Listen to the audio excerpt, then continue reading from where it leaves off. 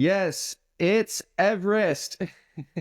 Yeah, I hope they get you going like this. Welcome to episode 11 and a half. This is our special bonus pod of Ty's training, talking with my dad. I'm here with my co-host and wonderful father, as always, Tim Andrews, aka Mr. C. I'm Ty, and we are here to talk about one thing, and that is Everest. We've been waiting for this for the past few months, and we are now so stoked to finally be able to talk about this with you guys. This is what we are now calling Project Himalaya : Run Everest. We've been kind of teasing it for a long time. So let's just dive into it. Mr. C, are you ready to go? I am ready, absolutely. So after months of keeping this under wraps, we can finally talk about Everest. What exactly, let's start at the top. What's exactly your goal for this expedition, and when will it happen? Yeah, so it's a great question. So there's actually three different records that I want to talk about. So the big goal is to go to Everest, set a speed record, and then, as we talked about in our very first podcast, number 16 on that list of 16 things is don't die and come back alive. So that's the Very the much. overarching goal. And yeah, I will outline what those records are, because it is a little bit of a convoluted history here. So the first record, which is kind of what we've been targeting for a long time, is by a French alpinist named Marc Bitard from 1988, which Wow. I will date myself. That is older than me, that record. And so Marc, back in the day, completed this, the one-way journey up to the summit from base camp without supplemental oxygen. That's a very important caveat, and that's the style that we'll be going as well. He completed that in 22 and a half hours, 22 hours, 29 minutes. No supplemental gas. That was way, way back in the 80s. Then, about exactly almost 10 years later, a guy named Kazi Sherpa, who's a Nepali Sherpa guy, he broke Marc Bitard's record by going base camp to summit in 20 hours and 24 minutes. So broke by about 2 hours. But a little bit of controversy there, because allegedly Kazi used supplemental oxygen on the way down. So he went up with no gas and then used gas on the way down. And we'll get into that a little bit more later, of just kind of how much of a difference that makes. But it is pretty significant. Personally, for me, it's like, well, that seems like the mark to beat, because it's, he went up without oxygen, and that's what we're talking about. So I don't really care how he got down, honestly. But there is some controversy there. Some people recognize his mark. Some people recognize Marc Bitard's mark. And then finally, for context, the fastest time ever from base camp to summit was done by a guy named Lakpu Gelu Sherpa, and he did use supplemental oxygen. And this is just an important point of comparison. So remember, the best time ever with no supplemental oxygen, 20 to 22 hours. Lakpu Gelu did it in 10 hours and 56 minutes. So we're talking about almost Wow. 50%. Is the amount of time that that oxygen can Yeah. take off. So it's a very, very significant thing. And yeah, those are the kind of three records to have in mind there. And then time wise, we are looking at May of 2025. So we're recording this in March of 2025, and we are looking just about 2 months out from now. Great. Wow, that is amazing how much difference the oxygen makes. Yeah. Okay, so will you be doing this by yourself? Will you have a team with you? How does this work? Because it's a pretty complex endeavor.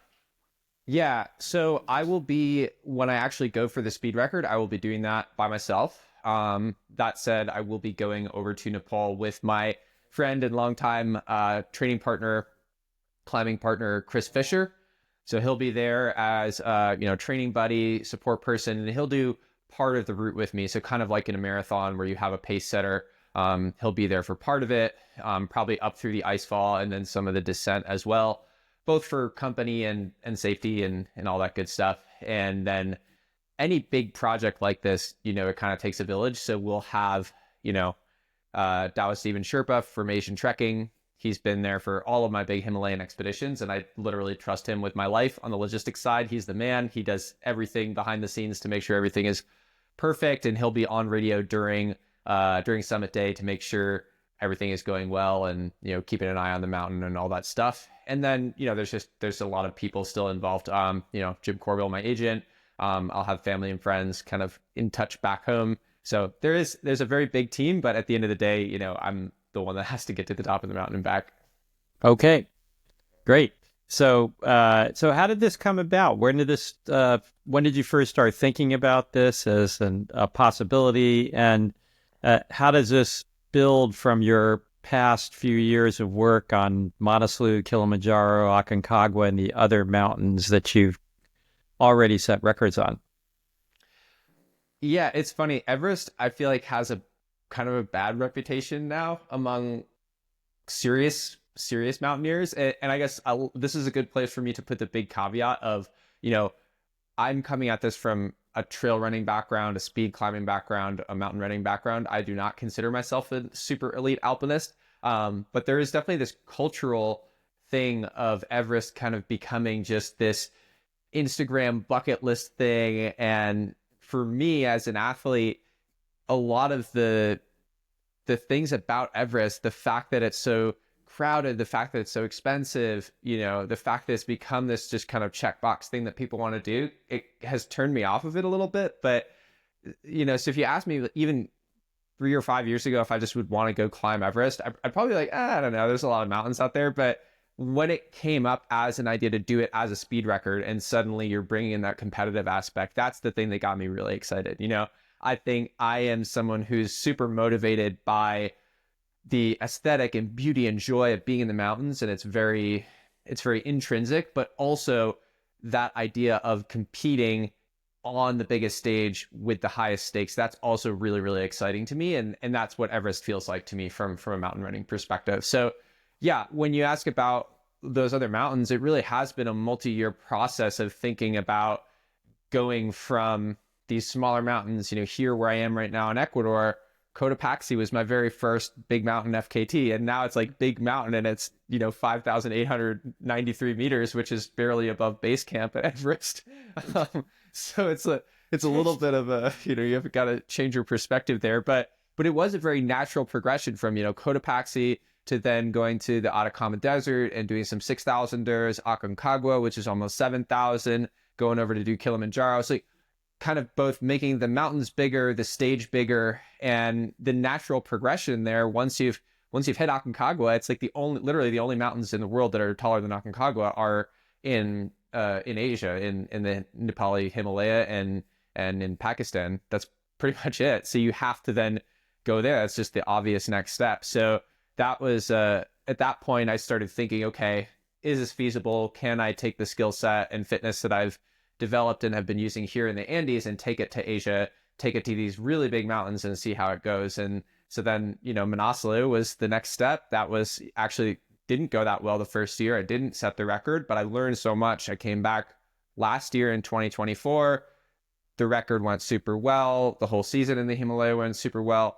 And by that time, all these wheels were kind of in motion for this big Everest project. And, now here we are. And I feel like it's all kind of come together at the perfect timing where I've, I feel like I'm in a place fitness wise that's the best I've ever been. I feel like I've developed a skill set in the mountains that's kind of perfect for what I need. And just the experience and comfort level of being in the Himalaya, this will be my, gosh, like fourth expedition in 4 seasons to the Himalaya or something. So I feel like I've had the chance to kind of get my feet wet and get used to just being over there and what it's like. And I'm really excited for it.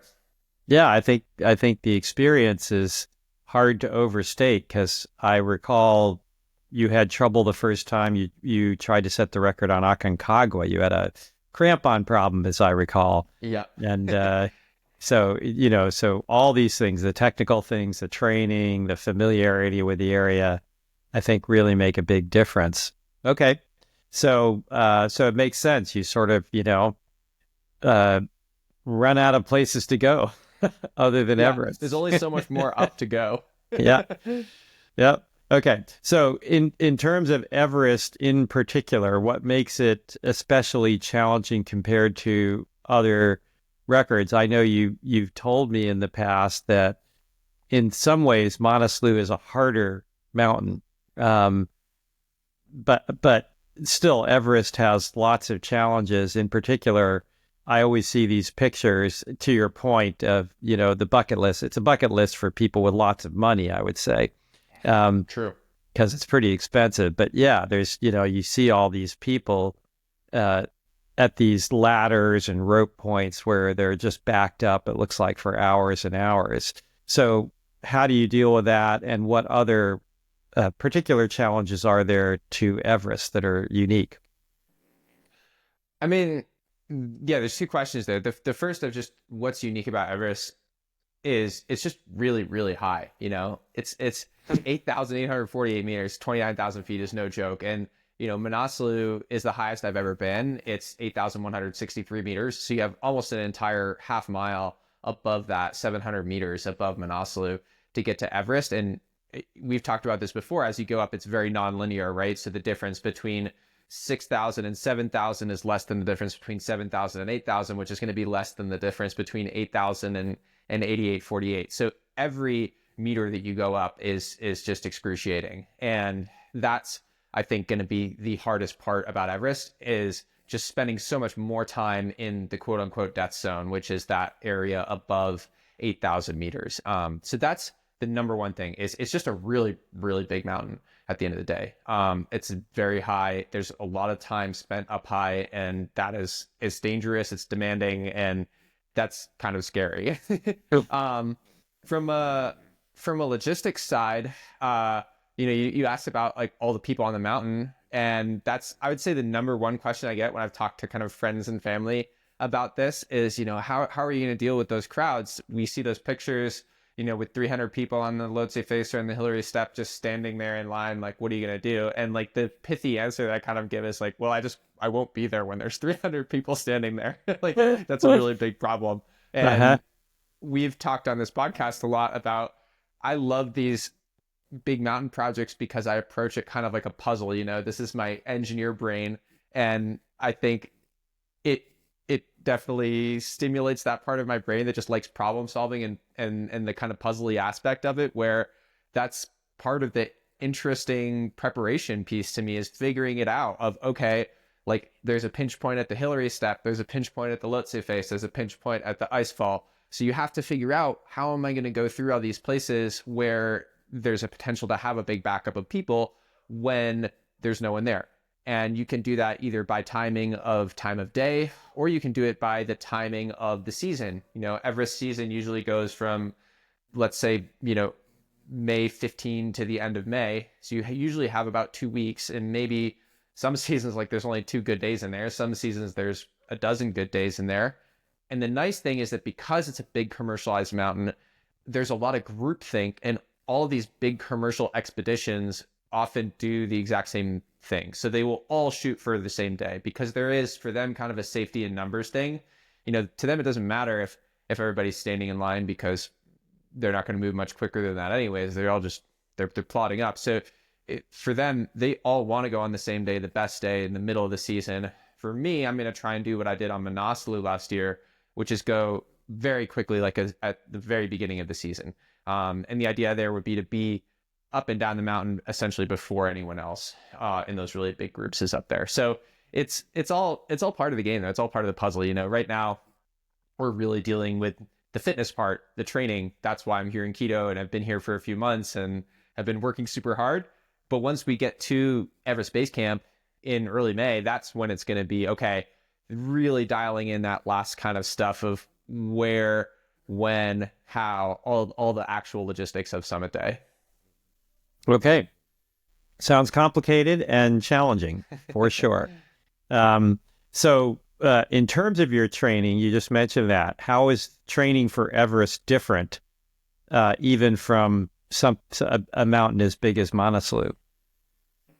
The big thing is just the altitude, like we just talked about. And I think from an actual fitness perspective, training wise, I haven't been doing anything significantly different. Manaslu went really, really well. And so the last thing that you want to do is have a buildup that goes great, a competition that goes great, and then be like, what we should do? We should change everything, do a whole bunch of stuff really different. At the end of the day, it is very similar outside of that extra 700 meters.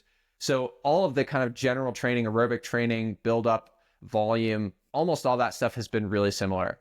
The really big difference is how I've approached training for that super high altitude. we talked a lot, if you've been listening to this podcast, about how I've been preparing with a hypoxic generator here. So an altitude tent, effectively, with a mask setup that you can use while exercising. And I've been using that here in keto to simulate altitudes of, up to so far 7,200 meters, so like 23,000 feet. That is completely new. And it's something that I've been actively experimenting with and playing with. And I think that's something that's really going to help this year. Last year, I'm living in Quito, same thing, but basically just based here at 3,000 meters and then going up to my kind of daily training mountain at 4.6, 4.7, and really didn't touch anything higher than that until we got to Nepal. This year, we've been really, really proactive about very gently and gradually moving up the acclimatization with this hypoxic training before we go to Nepal, so that, hopefully I'm feeling pretty good up to an altitude of 7, maybe even 8,000 meters before I even arrive in country, so that that gradual process can happen. And instead of actually having to make those really intense adaptations from 4,000 meters up to 8, almost 9,000 meters when we're there, we're basically already done with that. And you're just kind of fine tuning. So that's the really big difference, is just how I've approached that. And so far it's been going really well. We've been nerding out so much and I've loved it, because there's just no information about this stuff, about really, really high altitude hypoxic, kind of intermittent training. There's so little information, and it's been really fun experimenting, and I've seen really positive results. So I'm excited to get over to Nepal next month and see how those translate to actually being up in the really big mountains. Okay. So lack of oxygen, big height. I remember in talking about Manaslu, how nonlinear it is. Like, how long does it take you to do the last 100, 200 meter of Manaslu? Yeah. So we usually talk about meters, like vertical meters per hour, or also like minutes per 100 meters gained. So for example, low down on the mountain, it's not that different from here in Quito, where I can run up 1,000 meters in 45 minutes. Um, so that's 4.5 minutes for each 100 meters, right?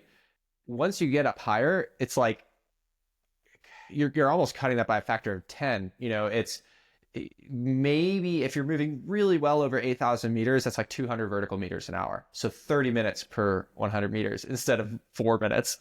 And that's Yeah. like, that's not easy. It's not Yeah. trivial.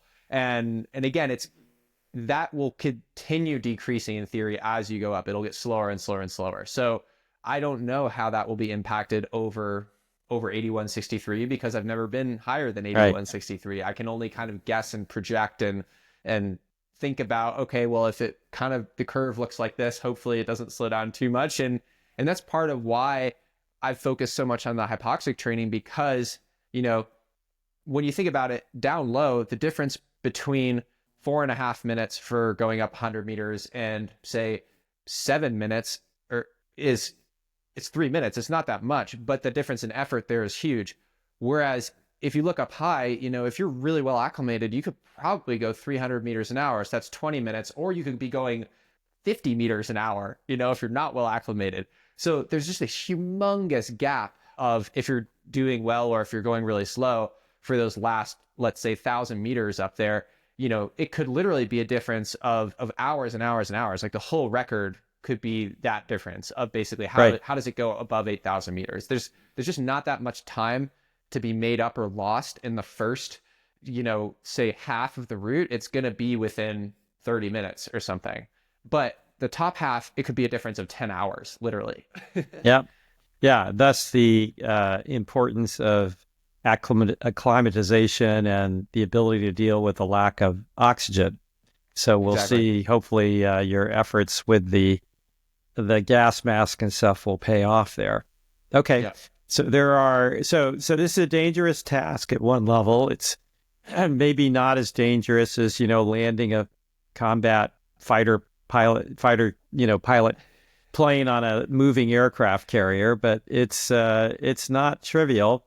There are no, as you said, you call it the death zone for a reason, because of the lack of oxygen. You can't make many mistakes up there, beyond the fact that you have a very big mountain So that explains why you're so concerned about acclimatization and using the gas mask, hopefully to help you in those very, very high altitudes, even beyond Manaslu, to keep your pace up. Great. So now there are, this is, maybe not as dangerous as landing a fighter pilot plane on a moving aircraft carrier, but this is not a walk in the park either. As you talked about the death zone because of the lack of oxygen, you've also got a very large mountain, where falling or having any kind of a problem is not just your average Band-Aid problem. So how do you approach risk management in dealing with this record attempt on Everest? Yeah, I mean, I'll give the kind of short, pithy answer first again, which is my risk calculus doesn't change whether I'm on Cotopaxi or on Manaslu or Everest. I don't want to get killed in the mountains on Cotopaxi, and I also don't want to get killed in the mountains on Everest. So obviously the risks are slightly different on each mountain, but at the end of the day, the way that I approach risk is very similar. And I try very hard not to let the fact that it's Everest, it's a bigger stage, all these things impact how I make my risk management decisions. I think that's a really important thing to be confident of as an athlete or even just as an amateur climber, that you have a really good sense of what that is, and it's not going to change regardless of the circumstances. So on Everest, I think there are two really specific things that I think about when it comes to risk management. And they're actually both things where going quickly is helpful. So the first, like you talked about, is the death zone. The death zone we talk about as the area over 8,000 meters, which is about 25,000 feet. And what I have heard, I actually need a citation, but what I've heard is allegedly once you get to that point, life is no longer sustainable. It means if you just sit there for a while, even if you're not exercising, even if you're not getting hypothermia, there's just not enough oxygen in the air for your body to continue with cell regeneration, whatever it is. And you will just die just from sitting there and breathing eventually. Whereas, if you're at 7,000 meters, in theory, you could just sit there basically forever. So the death zone is a really serious place. If you look at, you can actually see there are maps of like Everest with little dots that are all where all the people have died. And there's a lot of dots in that upper chunk. It's definitely the majority of fatalities happen up there because, oxygen, it turns out, is really important. And if you don't have enough of it, that's a really big problem. So that's the number one, I'd say, is the death zone. And going back to what I said at the beginning of this question, being able to move quickly is a tremendous advantage. And I think this served me really well on Manaslu, and it's why I got away with what was objectively like kind of a shorter acclimatization window on that mountain than most people have, because you're just spending so much less time there. When I go up there, when I went on Manaslu, it's like for me to go from Camp 4 to the summit and back to Camp 4, it took like, 4 hours or maybe 6 hours. I can't remember, but it was a lot quicker than, a kind of standard group might take. And effectively, you're just exposing yourself to that really, really hypoxic air for less time. And I think that's the best thing that you can possibly do. And the other section is the Khumbu Icefall, where similarly, just limiting your exposure in that area is, to me, the best thing I can do there. The Khumbu Icefall is actually the very beginning of the route, so we kind of have the bottleneck, or not bottleneck, the what's the analogy I'm trying to say here? You get the top and the bottom, beginning and the end. And in the Khumbu Icefall, you have all these huge blocks of ice. It's basically the bottom of the glacier where it kind of starts crumbling, and it's actually moving. It moves about 1 meter per day. And these blocks of ice, some of these are as tall as a multi-story building, and you have to kind of wind your way in and around all these huge, precariously balanced blocks of ice that do at some point fall over. And you're just hoping, I really hope they don't fall over when I'm right under them. And for me, again, this is where moving quickly, it just minimizes my time in that section. It minimizes my exposure to standing under a giant serac or under a big avalanche prone wall or something like that. So those are the two parts of the mountain that I think about in terms of risk that kind of give me the goosebumps at night when I'm thinking about the route. But I think the preparation that I'm doing now in terms of fitness is not just to try and set a speed record. It is also a safety thing, because I can move quicker. I can pass through those areas, those dangerous places in fewer time or in less time than other climbers. And so in theory, you're minimizing your risk in those places. So that's really the way that I've approached it. The big thing is my risk calculus hasn't changed. And in with those two specific places, the Death Zone and the Kumbu Fall, I really count on my speed and confidence of just being able to move through those areas quickly. Okay. So I have a couple of questions about this. So I guess we should give a shout out to Annie Duke for people who don't know, who writes a lot about Yeah. decision making and actually talks about it on Everest. So one of the things she talks about is, as much as possible, making hard quantitative uh, things you can look at, numbers and times, whatever, that take the judgment out. So Yeah. the one she talks about in her books a lot is turning around on Everest. Like, Yeah. okay, if it gets past a certain time of day, you just turn around. You don't even think about going further, no matter what, because the risk now outweighs the benefit. So first question is, are there any things like that that you try and do? Because you're in a completely different category in terms of scaling the mountain. And the second is, I assume you can still be in touch with Dawa and other people. So you're alone in the sense of you're running by yourself and Chris isn't going to go all the way to the top with you. But on the other hand, I assume you'll have some level of contact where people can check you're not getting too hypox with whatever the word is, not losing too much oxygen and getting confused, and you're making good progress, and they can sort of help you even if it's weather related or something. So can you address those? 100%. I think having people, this is where it goes back to taking a village. Dala will be in base camp and we'll be checking in all the time on radio to make sure that, the weather looks stable as predicted. There's no accidents or avalanches higher on the mountain above me that are going to be problematic, things like that. So the communication will be there.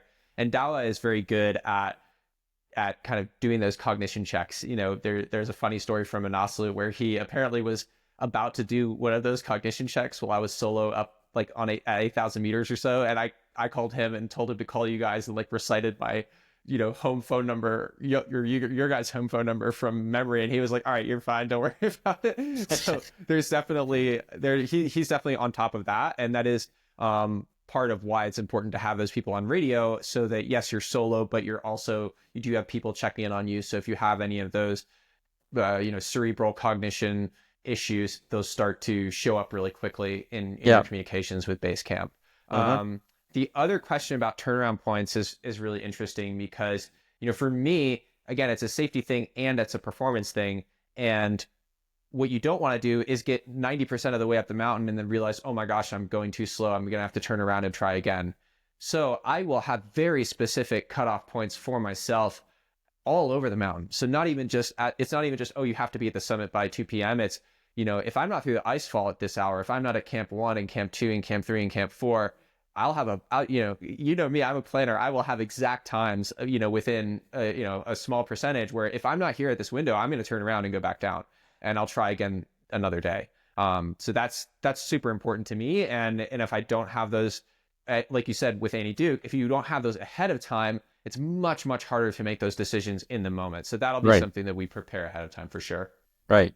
And I assume the cognitive checks will become much more important on Everest because you have, what'd you say, 600 meters, 700 meters Yeah. more of climb. And you were talking about, 30 minutes per 100 meters potentially. So Yep. that's a few hours of extra Yep. time in that extremely hypoxic environment. Yeah. Okay. Exactly. Good. Well, that makes me feel a little better as your dad. I'm glad. Okay. There has been some controversy about these records. You mentioned some of the controversy when you were talking about the records at the beginning, and in general on big mountain records like this, they're done individually. FKTs is not like an organized thing like the Olympics where there's lots of referees and stuff. Even though you're still at the pinnacle of a particular sport here, and so evidence becomes important, or lack thereof becomes important. So what are you going to do to try and make sure you have maximum evidence so that the record is legit, presuming that you actually get the record? So at least if you get it, Yeah. it's legit. So there's two different things. One is just the evidence of the timing, the fact that you were at the summit, all that stuff. I'll speak to that first. So there has been controversy. I will not with me, with other climbers, mostly on Everest and other big 8,000ers. I would say most of it was 5 to 20 years ago when the devices just weren't as good, and you had people who said, "Oh, I went up to the summit in this time, but my camera was dead, my GPS watch was dead." And so people just kind of took them at their word. And now looking back, it's like, well, this guy just kind of said it. He didn't have any proof. So I won't name names, but there's definitely been controversy around high level athletes doing speed record attempts on big mountains before. And we definitely want to avoid all of that. So we will have, me personally, I will have multiple devices. So I've got a Garmin Enduro. This watch lasts like 40 hours in GPS mode. That's my number one. I'll have a backup watch, and I'll have a Garmin InReach, which is the just kind of GPS beacon. So it's not as fine tuned as a watch, but it sends a ping every 10 minutes, so you can actually follow that live. So I'll have at least 3 different devices. And the other thing you can do is literally I'll have my phone with me, and you can just take a photo at the summit. Here's me with the flag. Here's the metadata that says I was there at X hour, and you can do some arithmetic. So the point is just like having all these redundancies so that you have room for even a couple of devices to fail, because most of these devices, my cell phone is not designed to function at 8,800 meters in minus 40-degree weather. So it's important that you have multiple redundancies, which we will have. And we'll also have people on the mountain. That's the other really big thing, is I'll have people, filming me when I leave base camp potentially. And then I'll have myself on the summit, and hopefully there'll be other people, that I'm passing on the way that can vouch, "Oh, I saw Ty going up past the Hillary step at this hour." So it's maybe one of the benefits of the mountain being a little bit more crowded is, again, you Yeah. have more witnesses. So Yeah. it's all just about redundancy and having multiple ways to prove stuff. The other really big thing that I'm excited about for this project is we will actually have drug testing, which is great because, there's this funny thing in endurance sport, which is basically once people start accusing you of doping, it's like, oh, cool, I'm like on someone's radar for doing something great.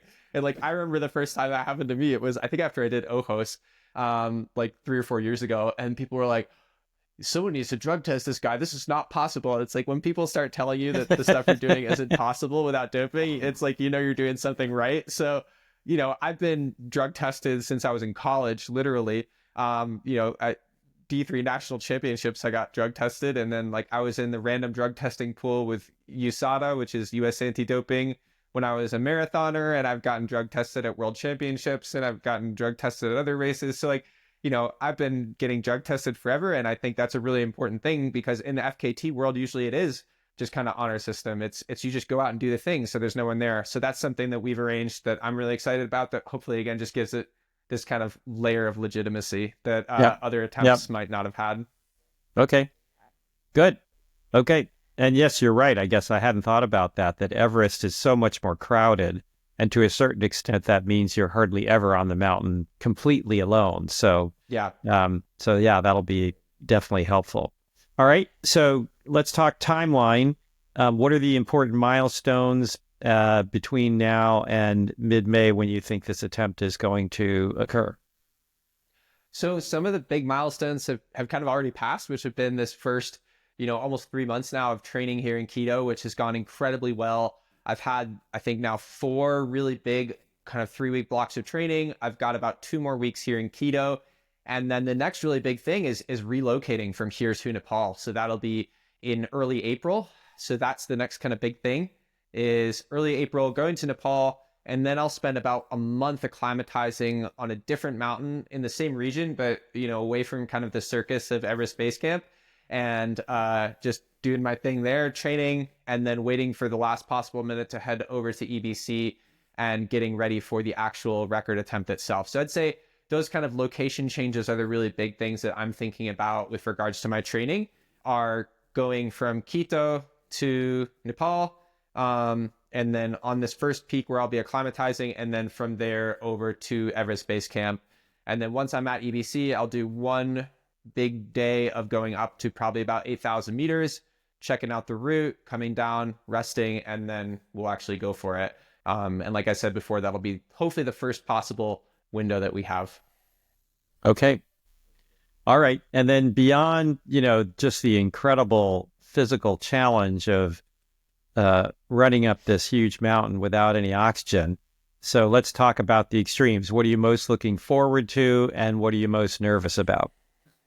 Um, what am I most looking forward to? I mean, again, let me split it into two categories. I think on the one side, I am very intrinsically motivated by just a type one kind of fun joy love of being in the mountains, especially in Nepal and in the Khumbu Valley. This was the first place I ever went in Nepal was the Khumbu Valley, was to Everest Base Camp back in 2020, and I was just absolutely blown away by it. It's one of the most beautiful places I've ever been in my life. The scale, the mountains, it's just so big and spectacular, and to just be there and be on Everest on such an iconic mountain, just that to me is so like mind blowing, especially Uh-huh. just given my whole history. Um, and then also there is the competitive side of being able to compete for what I see as something that is kind of the pinnacle of this sport, of being able to run up the tallest mountain in the world. That's just, you actually, Mr. C, like I remember way back when I was in college, I keep thinking back to this mantra whenever I get nervous about something, which is the pressure is a privilege. And I think this is an opportunity that in some senses when I zoom out, I'm like, oh wow, there is pressure and it seems intense and scary, but at the same time I am so unbelievably grateful and fortunate to even be able to be talking about this and have the Right. opportunity to go to this mountain, regardless of whether I'm going for a speed record. So I'm just, that part of me is so grateful and joyful, and I'm just excited to be going and doing this. Yes. Shout out And to Billie Jean King, the famous tennis player, who was at least the first person I ever heard say that oh, quote. nice. I've been And attributing it to you for years, so we'll just give it to you. okay. Um, but yeah, I think that's really the part I'm most looking forward to, is just being there, and having the opportunity to do this, and then being nervous. I think we've already talked about the objective hazard and danger. Now, I think when I think about what am I actually nervous about right now, and what's kind of keeping me up at night, it's actually the logistical side. There's so much that has to go even a little bit right for this to work. There's a huge difference between Cotopaxi or even Aconcagua and a mountain like Everest. Like, the bigger the mountain is, the more the mountain itself can impact whether you're successful, and you have no control over that, right? So whether that's just, oh, there's like a 2 week blizzard in May, and so there's only one summit day, and everybody has to go in the same, like, things like that, or even just the idea of going from Quito back to the States to Nepal to the Khumbu Valley. Like, there's so many steps in there. It's like, oh my gosh, what if I lose my bag that has like all of my custom made super dialed gear in it, and then I'm like scrambling to figure everything out in Kathmandu or something. There's little things that are just outside of my control. Like, I am a control freak and I try to prepare as much as I can. And when I think about how much could potentially just go wrong and like completely derail everything that's totally outside of my control, that definitely stresses me out a little bit. But it's also, that's part of the game. And you just got to be like, all right, well, if it happens, it happens, and I'll just roll with it and we'll figure it out. That's, again, it goes back to the puzzle and problem solving. And, I'm taking care of all the things that I can control, such that I don't have to worry about that stuff so much. Yep. That's all you can do. Okay. Okay, so before we wrap up here, let me say a couple of things. First of all, I'm incredibly proud of you. I know Oh, I'll embarrass you here terribly. But I'm especially proud because this is a very challenging sport in general, because you're dealing with both incredible physical challenges, lack of oxygen, hours and hours of continuous effort, just all sorts of things that are so far beyond the norm. It's crazy. And the other is that this is not, you're not a professional golfer or a professional basketball player where you're paid millions and millions and millions of dollars and you can afford not yet. personal a person a personal entourage for everything you do. Well, maybe that'll change, but up until now, you really had the discipline and the fortitude to do this all yourself, going all the way back to your initial start, in high school and college, and then in keto after you left college. So I'm incredibly proud of you as your dad. So I have to embarrass you Oh, a little bit on camera. no, thank And you. this is great, to get to this point where you're basically at the pinnacle, as we said a couple of times, is amazing to me. And then the other part of it is seeing the transformation from the little kid playing the violin and the nerdy, cross country was the sport I chose because that's the nerdy sport for people who don't do the normal sports, and you have to do a sport.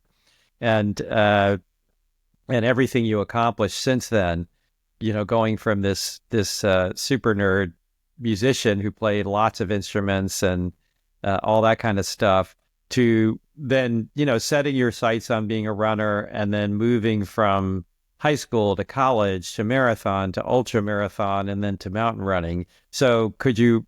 I know it's an unfair question, but could you ever have seen something like this when you were younger? um, the short answer is no. I definitely did. I've said this in a million interviews, but I was not an athletic kid, and I never thought of myself as a jock or a sporty kid or an athlete or anything like that.